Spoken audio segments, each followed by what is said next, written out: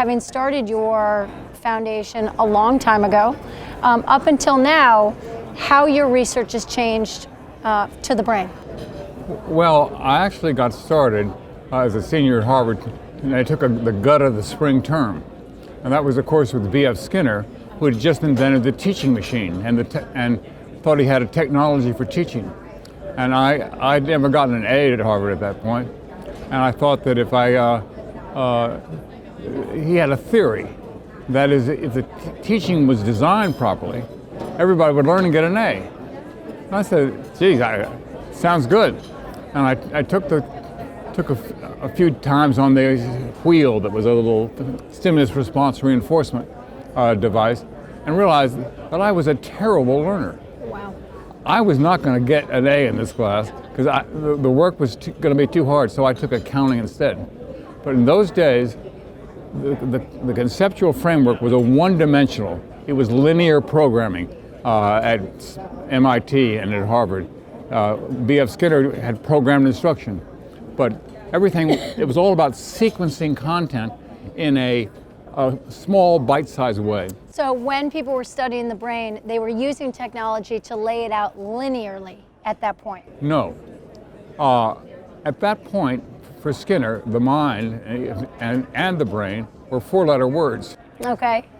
He believed in the behavior of the observable of the body. Right. He said someday the physiologists will tell us about the brain.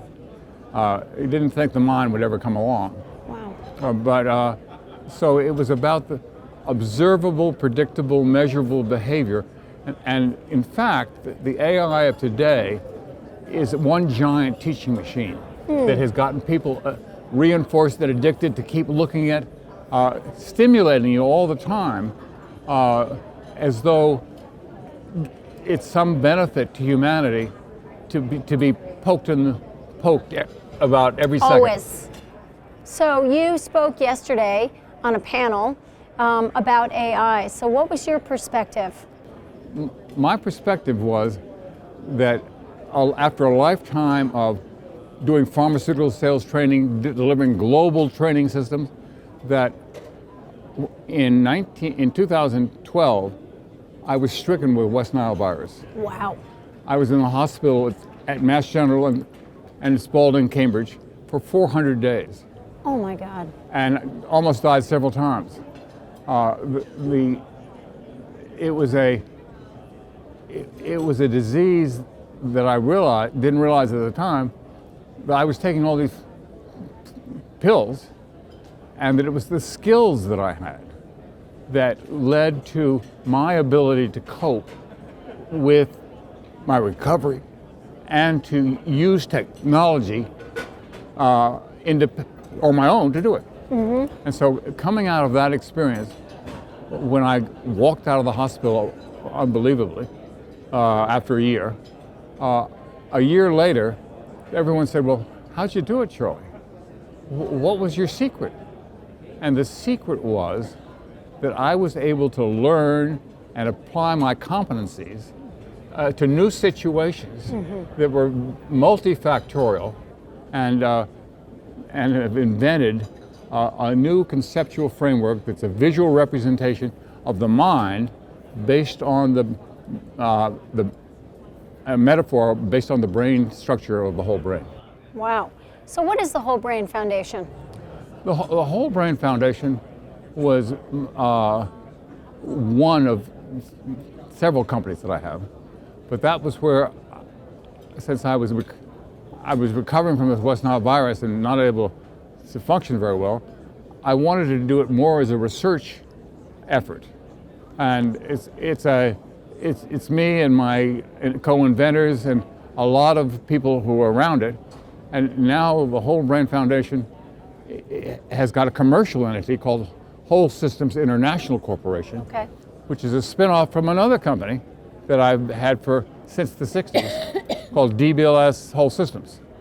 And it's the combination of those different companies that I'm going to take the research from the ideas I got and the invention and the patents and the use cases with a Fix What Ails You boot camp that I learned at Spalding. And I've been applying it on people with dementia, Not successfully, but I see how it could be applied, and the press is doing it now. So my message was, first, personal competencies and responsibility needed to be added to the equation.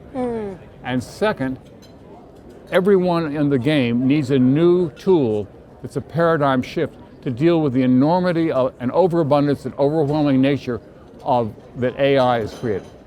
Wow. Which in some ways is resilience, right? It's resilient. Yeah, it's resilience. Last question for you. What are you most excited about for the future in light of all you've learned in the past? That the technology that Skinner envisioned is now here with AI. It is ubiquitous. It is improving exponentially, and I'm excited on the one hand about AI, but now we're in a paradigm shift from the digital age to the conceptual age.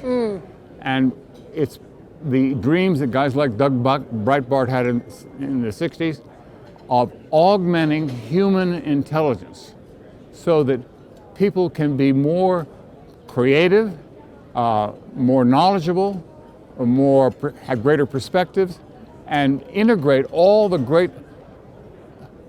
We've digitized everything at the conference. It's on media, but we haven't conceptualized it.